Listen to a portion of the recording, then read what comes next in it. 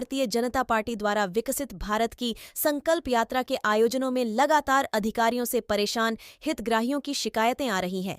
इसी को गुलावता संकल्प यात्रा के दौरान पचोर मंडल के भाजपा नेता ने मंच पर शिकायत आने पर अधिकारियों को खूब लताड़ा।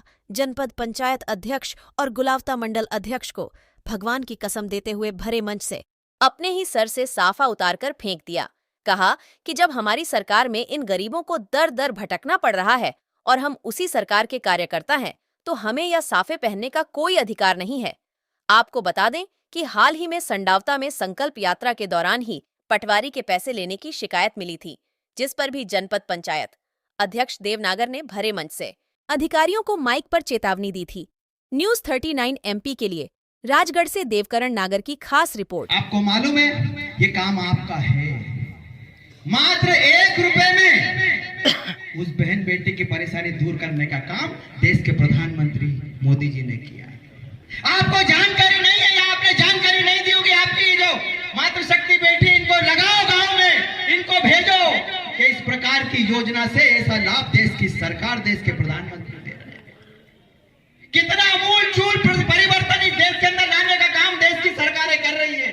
कितना अमूलचूल परिवर्तन इन गांव के लोगों के लिए कर रही है।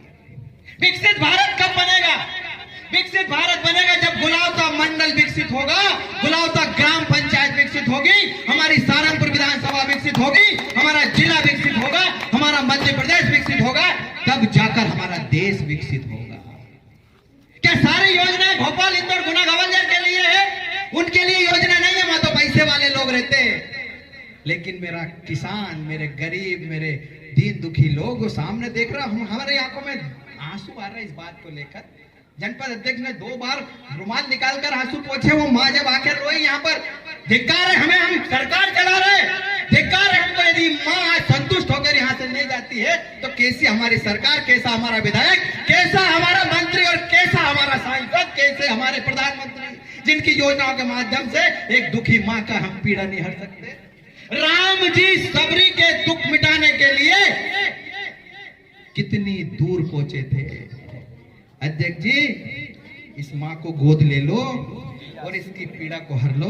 ये अपना जमीनी काम है, ये हमारा जमीनी काम है। उसके आंसू देखो, जिसने भारतीय जनता पार्टी को वोट दिया, लेकिन हमारे सामने आकर वो मां रोने लगी। वो मां रोई, वो भाई जिसके पैर अपंग है वो हमारे सामने रोया है।